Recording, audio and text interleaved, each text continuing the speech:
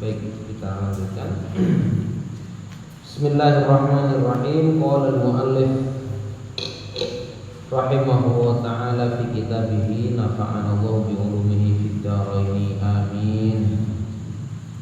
Halaman 24. Alinea terakhir. Wa kafa, dan cukup. Kita ketemu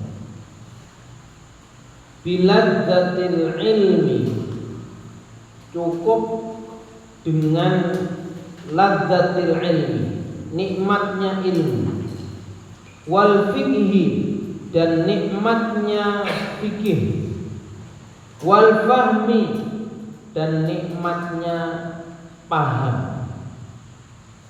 Oh, nikmat ilmu itu nikmat, faqih ahli fikih itu ya nikmat, paham, punya pemahaman yang baik itu nikmat. Itu sudah cukup. Ya. Kita nikmatnya ilmu, nikmatnya faqih, nikmatnya paham, itu cukup.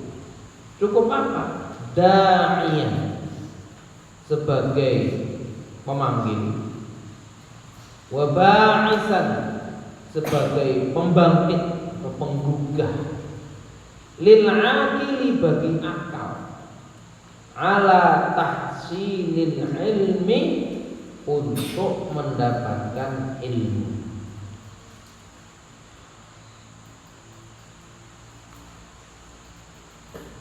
Kita punya angan-angan kalau orang alim, orang faqih, orang alim, ulama, orang yang punya pemahaman yang baik terhadap ilmu agama, itu nikmat, dan nikmat itu cukup sebenarnya. Cukup untuk kita bersemangat untuk mendapatkan ilmu. Kalau minggu kemarin kita berbicara orang alim itu seolah-olah masih hidup, padahal dia itu sudah mati. Orang jahil, dia itu seperti orang mati, padahal dia itu masih hidup. Ini layan Pak.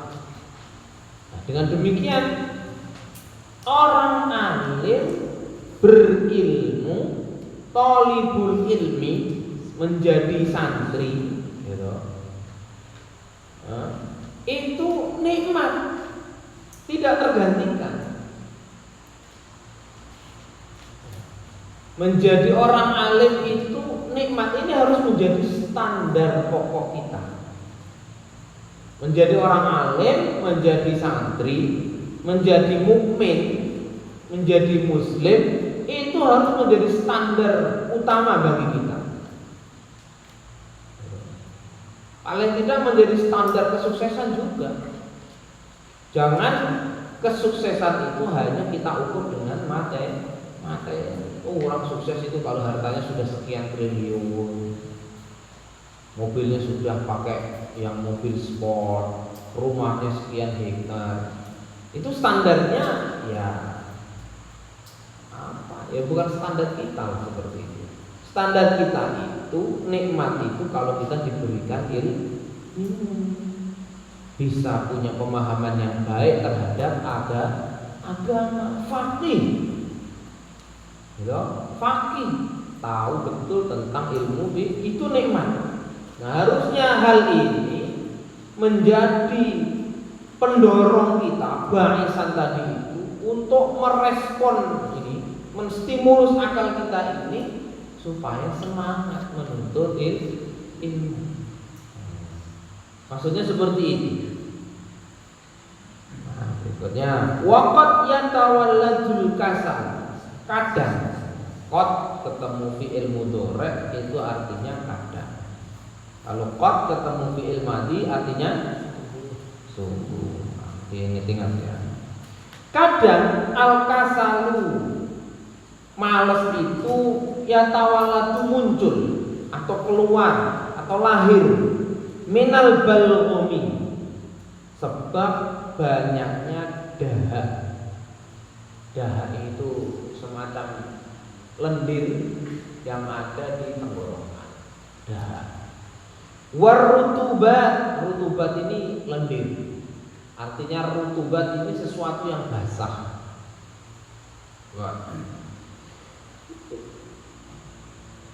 Penyebab males gitu ya. Di antaranya adalah karena banyaknya dahak. Kadang kalau kita batuk, keluar dahaknya, ya kan? Dahak itu sama lendir, kata Syekh Az-Zarnuji ini, rutubat itu termasuk yang menyebabkan kita ini menjadi pemalas. Berarti nanti harus memilih makanan yang tidak menjadikan dahak.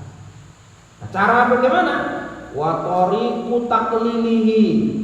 Adapun metode cara untuk menyedikitkannya itu ya taklilul ta'am, menyedikitkan makan. Jadi sebenarnya kalau santri thalibul ilmi kok badannya gemuk, dalam arti oversize ya, overweight, itu ya tidak bagus.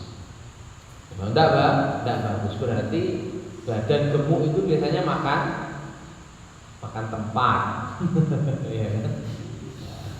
Tidak ada di sini, tidak ada. Kalau di sini saya lihat tidak ada. Siapa yang paling gemuk? Tidak gemuk ya. Masih ideal. Gemuk itu susah bergerak. Dia malah bergerak dulu pernah ada. Mungkin antum jumpai apa enggak, gemuk sekali. Kalau sholat itu masya Allah, ketika rukuk itu sujud, bangun dari sujud Ustadz jadi pengasuhan, saya sengaja taruh di lantai 3 biar naik turun. Kalau di lantai 3 dihitung sama bagian keamanan. Enjilu, wah, gemuk banget. Dia sempat turun dari 115 sempat turun sampai 103. Tapi setelah pengabdian umat naik 125. Ya, sudah lulus sana. Sudah lulus. Ngomong betul. Kalau antum di sini tidak ada itu. Ya. Caranya biar nggak banyak dahak, nggak banyak lendir di tenggorokan kita, atau di perut kita, atau di mulut kita. Caranya menyedikitkan makan. Santri itu harus berani tirakat sedikit makan. Kurus itu wajar santri. Kok santri kok gemuk ini gimana ya? Ya. Ustaz dulu kurus, sekarang ya masih kurus, ya kan? Kila dikatakan, intafaqo sepakat.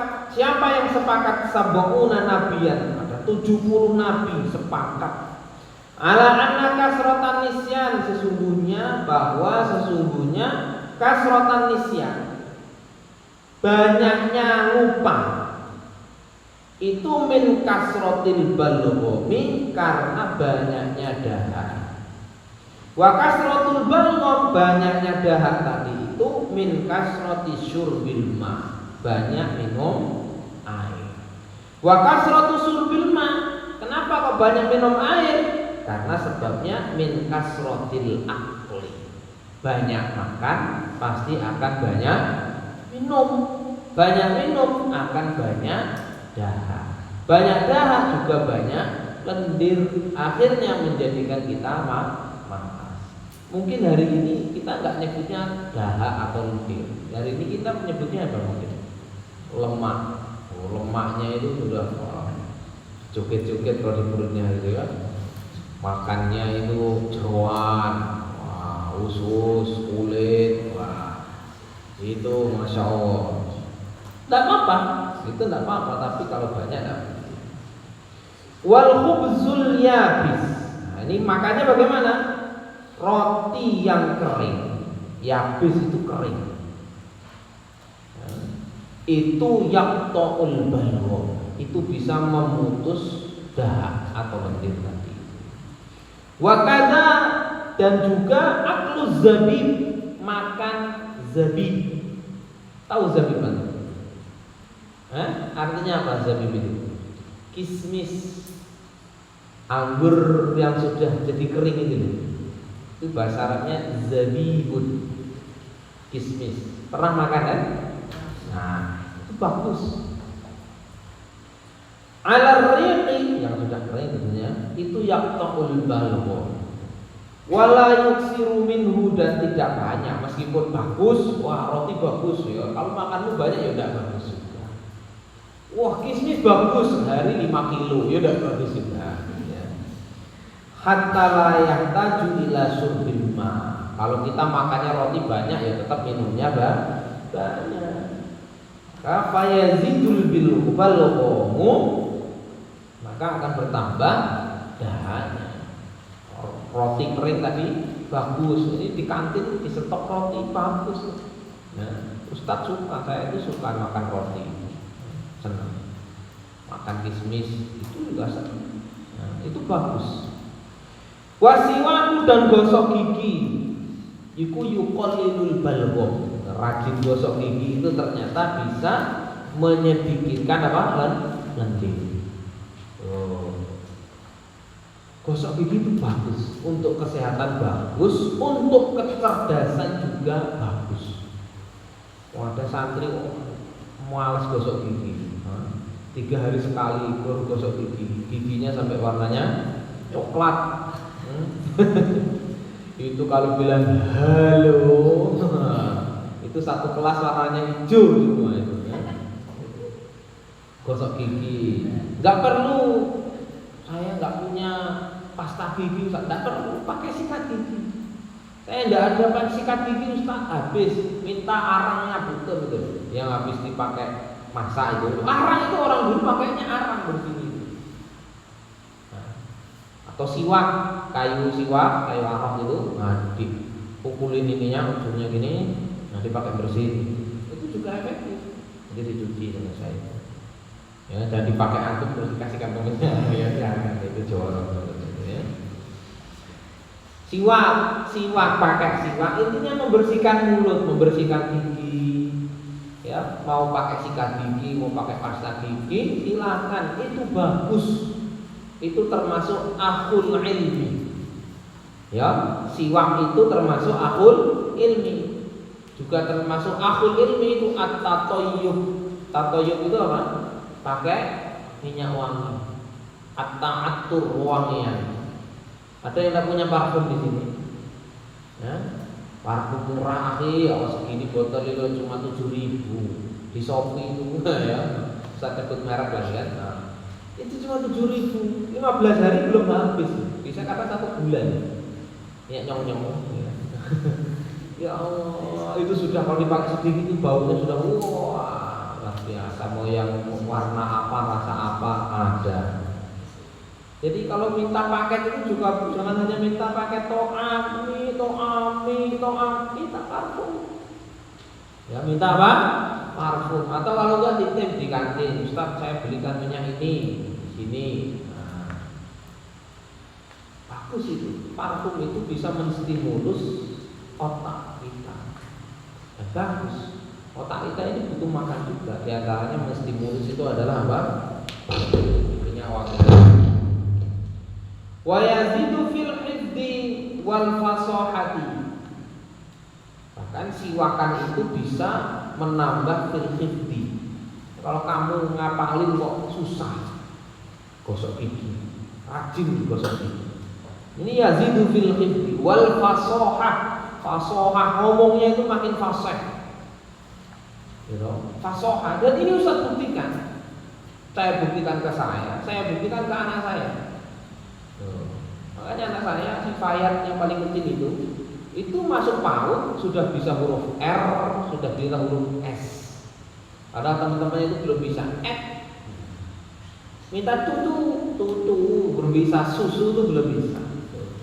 Ini gosok gigi, baru tumbuh giginya berapa gitu, tiap malam digosok gigi. Mau tidur gosok gigi, bangun tidur digosok giginya. Gak perlu pakai odol, gak perlu. Itu yazidu fil fasahah. Gak usah ilmunya dari ini. Caranya dipraktekkan, bukan hanya untuk diilmui saja. Gitu. Ngomongnya itu menjadi fasih. Cetok, kalau orang Jawa nyebutnya apa? Cetok, enggak R. Nah, gitu. Enggak apa lagi? Yang susah itu bilang R sama apa? Beli teh. Nah, itu orang bindeng gitu ya. Termasuk juga siwak itu fa'innahu sunnatun. Sunnah. Pakai siwak itu hukumnya sunnah. Sunnatun fi khamsi mawadi'a. Kapan kita disunatkan bersiwak? Satu, hingga inda taghayyuril fami. Ketika bau mulut. Kalau bau, segera gosok gigi kalau seperti ini. Ini sunnah. Ya. Kemudian qabla sholat, sebelum sholat, sunnah gosok gigi. Jadi kalau gosok gigi iklan di TV itu pagi dan malam, itu salah. Gosok gigi itu inda taghayyuril fami, ketika bau mulut, hendak sholat, inda tilawatil Quran, hendak baca Quran. Ini sunnah. Ketika hendak berwudu, ketika mau berwudu juga gosok gigi. Indal istiqodhi minan naum, ketika bangun tidur. 5. Bangun tidur, mau sholat, mau baca Quran, mau wudu, ketika bau mulut disunahkan gosok gigi. Orang itu kalau nggak pernah gosok gigi, kan mulutnya bau, giginya kuning, dia ngomong nggak pede. Oh itu karena nggak bawa, ya kan? Dia mau ketawa gini tuh, nah, itu malu dia. Nggak apa-apa sih, ya salah aja gitu, ditutupin karena malu. Makanya gosok gigi. Makanya di sini yazidu fi thawabis sholat, gosok gigi itu juga menambah fi thawabis sholat, pada pahalanya sholat, wa qiraatil Quran, menambah pahala qiraatul Quran. Wa kadzalika, dan juga al-qai'u, muntah. Muntah itu yuqallilul balgham. Muntah itu bisa menyedikitkan dahak. Wal balgham juga lendir. Makanya, tapi jangan disengaja. Ya. Kalau kita mau muntah itu kan tangan dimasukkan ke dalam mulut itu muntah. Wa tariqu taqlilil akli, cara menyedikitkan makan. Bagaimana? At-ta'ammur itu mengangan-angan, merenungi fi mana fi qillatil akli, manfaatnya sedikit makan. Ini makan sedikit itu bermanfaat tadi. Bukan makan banyak yang bermanfaat, enggak, itu salah. Justru makan sedikit itu bermanfaat, menyehatkan. Itulah kenapa di pondok ini makan, contohnya ya, makan malamnya kita itu sebelum maghrib, dan itu sehat. Makan sebelum maghrib itu bagus. Malam lapar Ustaz. Kalau itu sekarang ada dokter yang bagus itu, siapa namanya, dokter Akbar ya. Nah, itu rumusnya orang sehat itu justru nggak makan nasi, malah kampanyenya itu. Nggak makan nasi, makan ubi, makan gitu-gituan. Karena katanya itu sumber penyakit. Wah, ini pondok gimana nggak makan nasi? Anak-anak makan nasi aja masih lapar. Gimana nggak makan nasi? Tapi bukan masalah nasinya yang Ustaz permasalahkan. Yang di sini titik beratnya adalah sedikit makan itu justru menyehatkan. Sedikit loh ya, bukan kekurangan. Beda kalau kekurangan makan 3 hari sekali baru makan. Itu pun makannya 1 suap atau ini kekurangan makan, nggak sehat, busuk lapar nanti antum. Badanmu tinggal tulang sama kulit, perutmu gendung gini ya kan. Ini busuk lapar itu. Ini taklil, menyedikitkan karena wahia as-sihhatu, dia itu lebih menyehatkan, wal iffatu, lebih menjaga iffah itu ya kehormatan, wal ithar, dan dia itu lebih banyak mengalah. Di pondok ini kan kita diajarin mengalah. Kalau belajar mengalah, al-izar, puncak ukhuwah itu adalah al-izar. Ukhuwah pertengahan kita itu puncaknya ada di izar. Tapi izar ini di sesuatu yang mubah. Mau makan, ini ya di dapur. Lauknya tempe tinggal satu. Jalan sama Bilal belum makan. Datang. Ustaz, berapa belum makan? Saya Ustaz, sama jalan Ustaz, dua ini tempenya tinggal satu ini. Nah, jalan ngalah. Udah Ustaz, untuk Bilal saja. Saya kayaknya pagi ini alergi makan tempe. Isar. Dalam hal yang mubah dianjurkan sekali, itu mubah. Ya. Kalau nasinya tinggal sedikit, udahlah, saya sedikit aja, saya kayaknya lagi diet saya. Padahal dia lapar, tapi mengalah. Saya lagi di diet, mengalah untuk teman-temannya. Dalam hal yang mubah dianjurkan. Tapi dalam hal yang wajib haram, tidak boleh. Kalau ada sop depan kosong, kok malah nyuruh temannya, silakan di depan, saya tak di sop belakang aja. Tidak boleh. Tidak boleh. Dalam hal yang wajib harus rebutan. Oh saya, kamu ke belakang, datang belakang kok. Wudu airnya tinggal sedikit, tidak boleh. Antum dulu, saya antum aja, tidak apa-apa antum ya. Tidak boleh ada wudu itu antum duluan. Tidak boleh mengalah. Karena ini sesuatu yang wajib. Tapi kalau dalam masalah hal yang mubah, isar itu sangat dianjurkan. Sangat dianjurkan. Nah, itu dan bahkan bagus. Dan terutama dalam makan, ini kan yang disorot adalah masalah makan. Nah, yang makannya terakhir, ustadznya ini banyak isarnya, ini banyak mengalah. Kalau kadang malam saya tanya, udah pada makan Ustaz? Ada 3 ustadz belum makan. Loh kenapa? Nasinya habis Ustaz, tuh ngalah. Ustadznya mengalah. Antum sih kalau makan muncung nasinya. Ya, nah, ustadznya akhirnya banyak mengalah. Jadi antum jangan iri kalau ustadznya ramah dikasih makan enak, itu belum makan mereka itu. Belum. Fa'arun maka malu, summa'arun, kemudian malu, summa'arun. Ini malu semalu-malu-malunya, intinya gitu ya. Ini kayak lagunya Malaysia. Malu semalu-malu-malunya. Memalukan, sangat memalukan ini gini. Syaqaul mar'i min ajli ta'ami. Sangat memalukan. Syaqaul mar'i, seseorang itu sengsara, celaka min ajli ta'ami, karena untuk mendapatkan makanan. Antri untuk mendapatkan makanan sampai celaka, sampai cedera, memalukan. Rebutan makanan sampai celaka, sampai sakit, sampai ada yang mati, memalukan. Apa? Memalukan. Fa'arun summa'arun saqaul mar'i min ajli ta'am. Memalukan. Launya apa? Jajah. Wah, sampai ada yang sikut kanan, sikut kiri, yang sana jongkang sana sini, jeblak ini ya. Memalukan seperti ini. Ini yang bilang saya azan muji, bukan ustaz. Oh, santri rebutan makan. Santri itu rebutan sholat jamaah, rebutan setor ke ustaznya, rebutan. Oh, itu santri. Kalau masalah makan santai. Kalau ada rizkiku. Kalau tidak ada, ya besok mati, tidak apa-apa. Oh, tidak makan malam ya biasa. Masih hidup, paling cuma lapar. Minum aja air putih yang banyak. Minum. Enggak, insya Allah enggak ada yang kelaparan. Nah, nasinya masih banyak kata. Oh, masih banyak sisa terus kalau malam ini ya.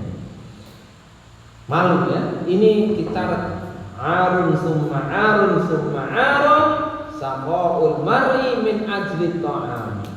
Atau kalaulah kita nanti ditakdirkan Allah menjadi orang miskin, ditakdirkan menjadi orang fakir, ada orang yang bagi-bagi sembako. Kita ini orang santri, seorang muslim harus punya iffah, harga diri. Tidak perlu ikut rebut-rebutan. rebutan daging kurban, memalukan kita sampai memakan korban, ada yang mati, kan malu sebenarnya seperti itu. Betul apa enggak? Wa ani Nabi alaihi salatu wassalam, dari Nabi sallallahu alaihi wasallam, salah satu ada 3 golongan. Yabghaduhumullah, ada yang baca yubghiduhumullah. Abghadha yubghidu. Nek baghadha yabghadu. Yubghiduhumullah, sangat dibenci oleh Allah, min ghairi jurmin, dibenci ya, min ghairi jurmin, tanpa apa ya jurmin itu ya, intinya amat dibenci lah, tanpa sebab. Al-aqul, orang yang banyak makan. Wal bakhilu, orang yang bakhil, pelit. Wal mutakabbiru, adalah orang yang sombong. Ini 3 golongan ini, gitu. Suka makan, pelit, sombong lagi. Jadi jangankan Allah, kita manusia aja benci gitu ya. Makannya di tubuhnya, dapat paket disimpan di lemari, makannya di dalam selimut, kriuk, nunggu temennya tidur, ya Allah. Sembunyi di kamar mandi, isinya ke toilet padahal makan jajan ya. Ada yang seperti itu? Tidak ada ya? Tidak ada. Isi kok sibuk, teman-temannya tidur kemulan pakai selimut, nyelek. Wakhil, sudah banyak makan, wakhil, ditambah sombong. Ditambah apa? Sombong. Jangankan Allah, kita manusia aja. Jangankan manusia, hewan itu loh, benci, nggak senang sama orang bakhil itu. Hewan. Tahu kucing? Kalau ada orang makan ikan pindang, gitu, ikan pindang kan enak. Ikan pindang, sayurnya sayur asem, sama sambel, wes itu nasi 8 kilo, des itu pasti. Enak. Di sampingnya ada kucing. Nah, berharap kucing ini berharap dapat apa? Dapat kepalanya. Nah, ditungguin sama kucing ini. Siapa tahu kepalanya nanti dilemparkan ke saya. Dagingnya habis, tinggal kepalanya sama durinya. Kucingnya melihat, kesempatanku, dapat kepala. Kok dimakan kepalanya ternyata? Kucingnya langsung nepuk dada. Astagfirullah. Ya, nggak apa-apa, kepalanya dimakan. Siapa tahu durinya dilempar ke saya. Kata kucing, ditungguin sama kucingnya di sampingnya, gitu kan? Kepalanya habis, duri pun masak.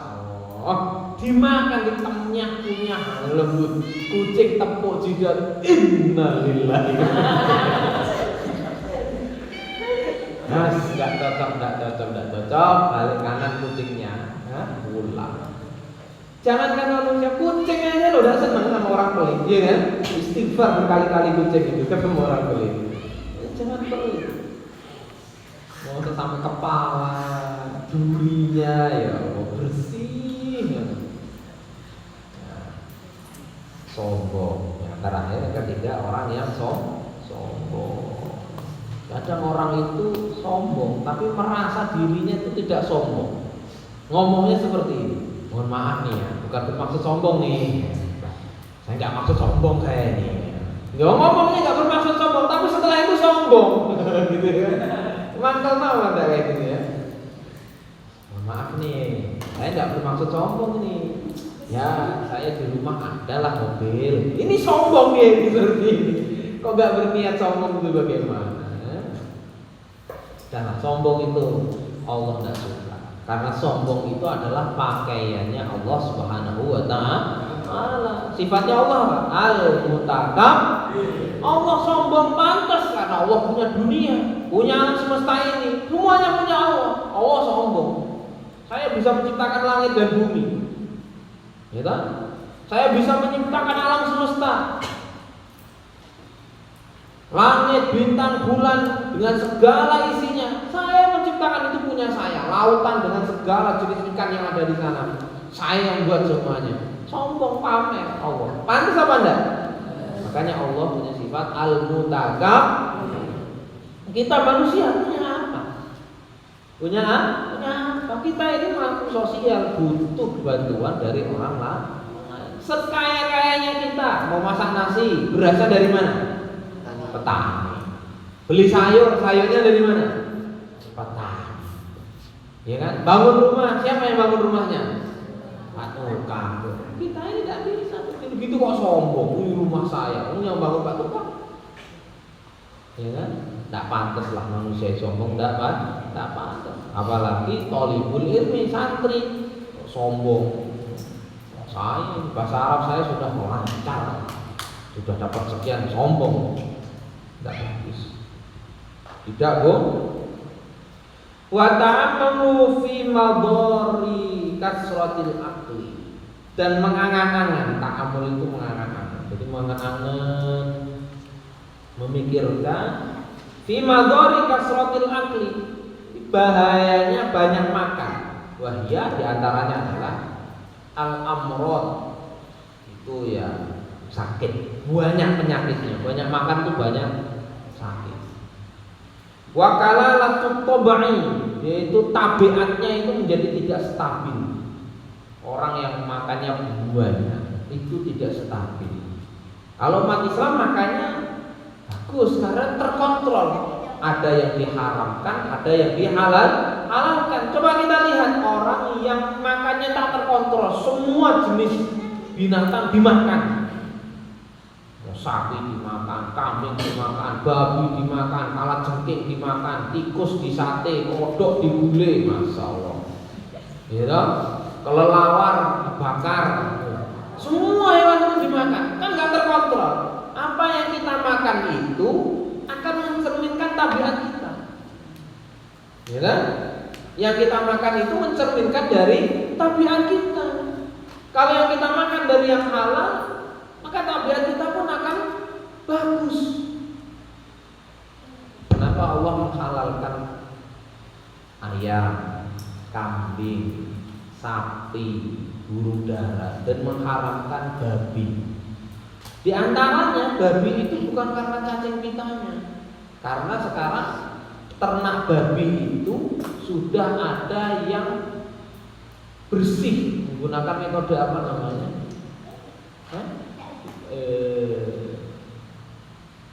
Yang tidak pakai pupuk, tidak apa itu namanya apa? Organik. Babi organik. Ada sekarang itu. Ini enggak bersih, kandangnya itu bersih, kamar hantu kalah. Gitu.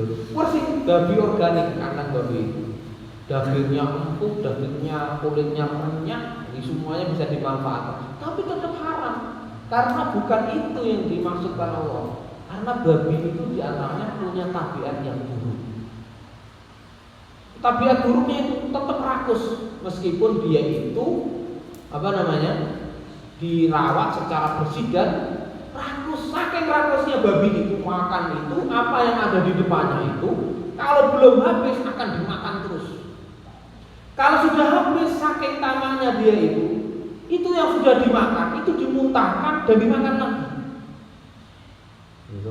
Rakus babi itu dimakan habis, bingung nyari makanan, ada dimuntahkan lagi, gitu kan?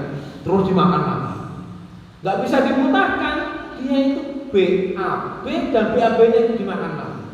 Bahkan bukan BAB-nya dia, BAB-nya orang lain pun dimakan. Saking rakusnya, saking rakusnya. Loh, itu kalau kita makan itu, tabiat kita pun akan sama dengan yang dimakan. Karena yang dimakan sesuatu yang haram. Dan lebih hebat dan lebih menjijikannya lagi dari babi itu. Babi itu tidak punya sifat cemburu. Babi itu tidak punya sifat apa? Cemburu. Beda sama ayam. Ayam itu cemburunya luar biasa. Coba kalau antum tidak percaya, ayam gitu ya, berapa ayam pejantan gitu kan, 1 pejantan, biasanya kan ayam betinanya banyak, 5 atau berapa. Antum deketi salah satu betinanya, antum dikejar sama pejantannya. Atau ada 5 betina, 1 pejantan, kemudian datang 1 pejantan lagi. Kira-kira apa yang terjadi? Taruh. Oh, kalau kamu mau istilahnya menikahi mereka berlima gitu ya, harus langkai mayat saya dulu. Taruh itu. Gak rela istrinya direbut oleh orang lain. Gitu. Itu ayam. Kambing pun juga demikian. Makanya kambing coba lihat, sapi, kambing, kalau ada 1 pejantan, 3 betina, kambing 1 jantan, 3 betina, kok datang 1 pejantan lagi ingin ikut nimbrung gitu ya kan? Pasti akan berlawan-lawanan ini pejantan ini. Aduh. Yang kalah yang menang. Yang menang dia akan mendapatkan betina ini. Kalau berbeda, kalau ada 3 betina, 1 pejantan, kok datang 1 pejantan, ini bekerja sama. Ayo kita keroyok bareng-bareng gitu.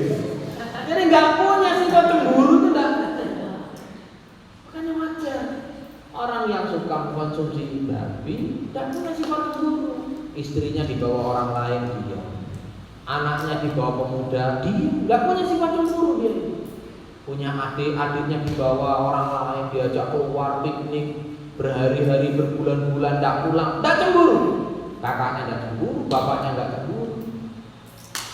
Tabiatnya tadi itu menurun dari babi menurun ke yang nakal. Paham tuh? Paham tuh? Jadi tabiat kita itu menurun dari apa yang kita makan. Kalau yang kita makan baik, insya Allah tabiat kita pun akan baik. Kila dikatakan al-bitnatu. Al-bitnatu itu kekenyangan, over full. Kekenyangan itu tudhibul fitnah, pakai tok bukan pakai tak. Kalau pakai tak artinya fitnah. Kalau pakai tok fitnah artinya kecerdasan. Kekenyangan itu bisa menghilangkan kecerdasan.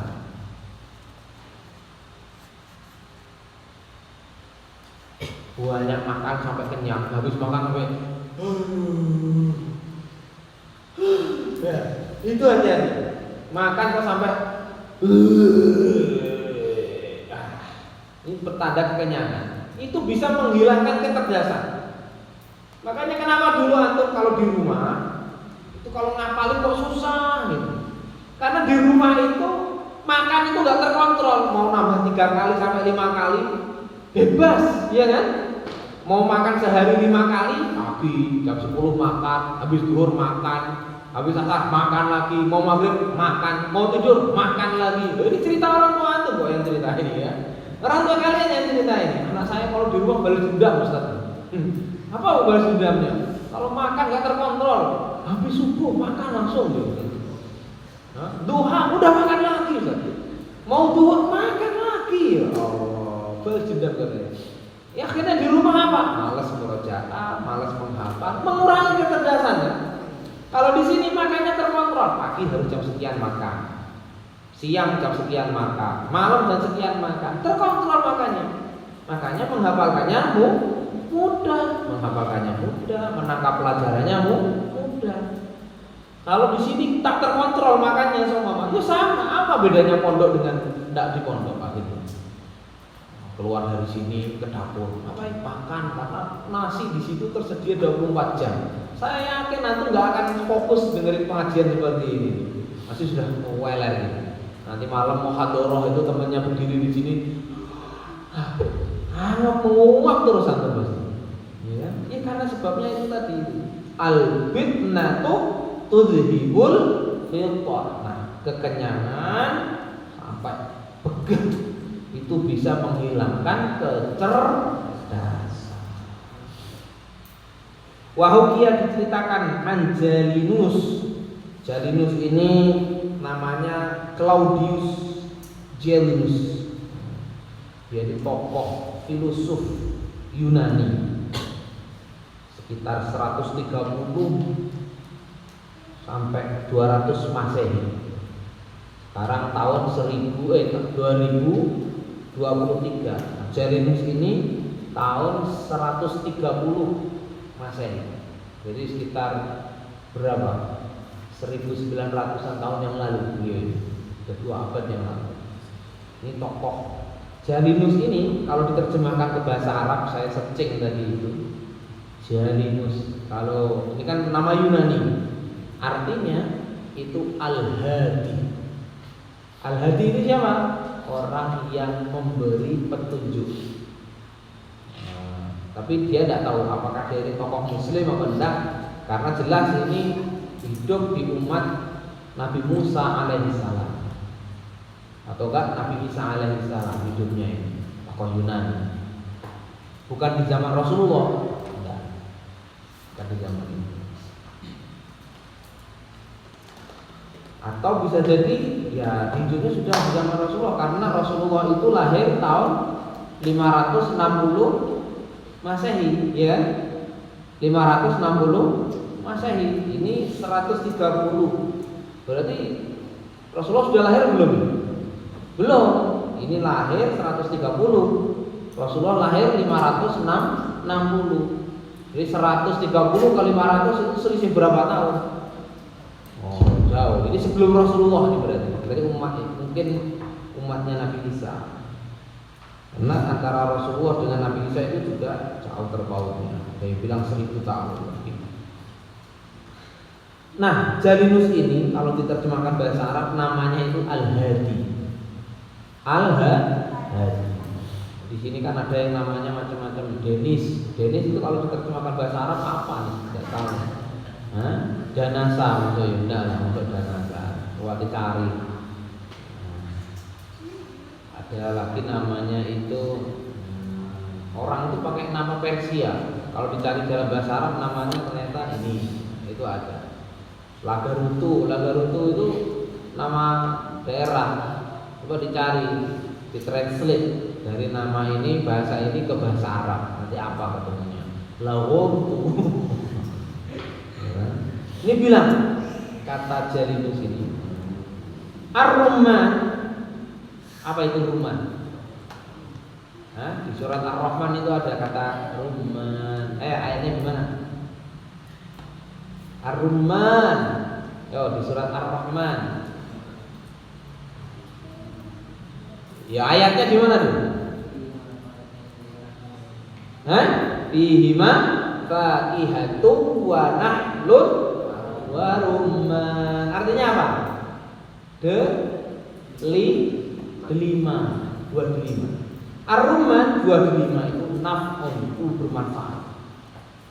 Di Indonesia pun tumbuh buah delima ini. Naf'un kutu.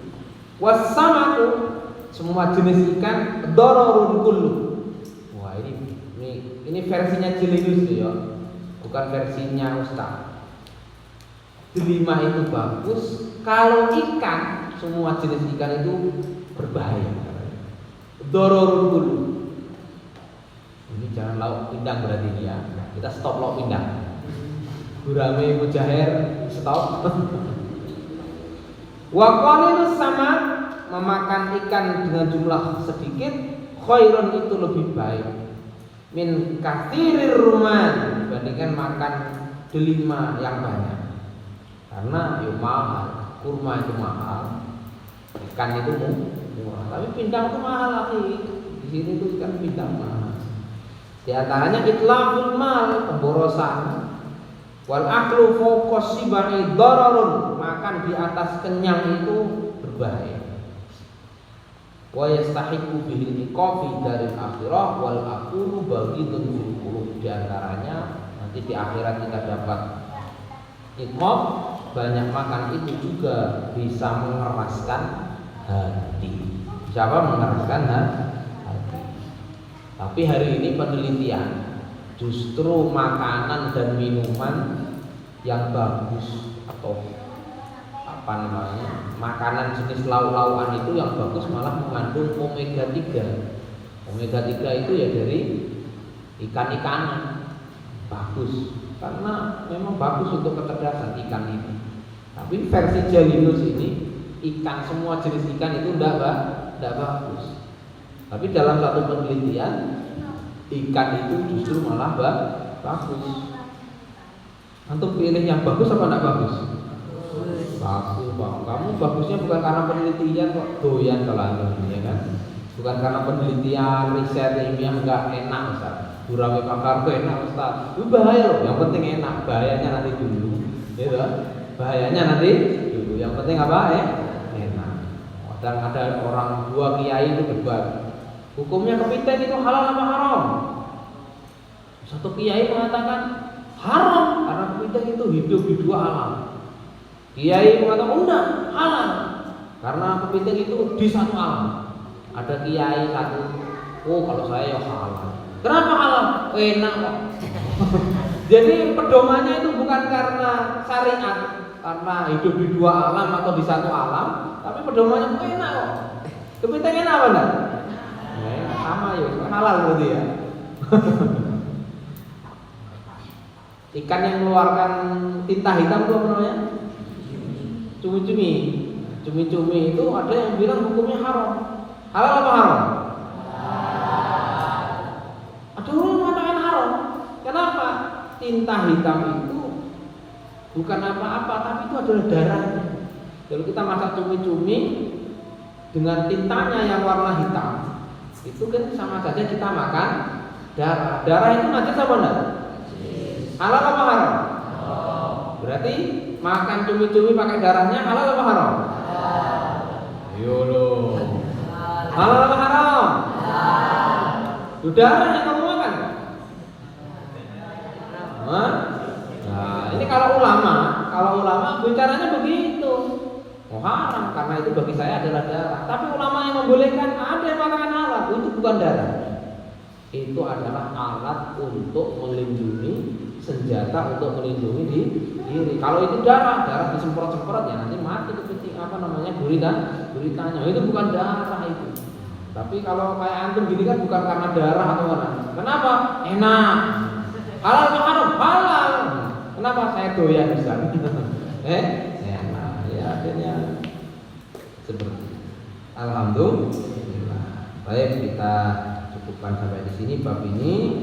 Kita insyaallah lanjut ke depan ke bab yang baru. Nahtatu bi qiraati alhamdulillah. Alhamdulillahirabbil alamin. Subhanakallahumma wa bihamdika asyhadu an la ilaha illa anta astaghfiruka wa atubu ilaik. Assalamualaikum warahmatullahi wabarakatuh.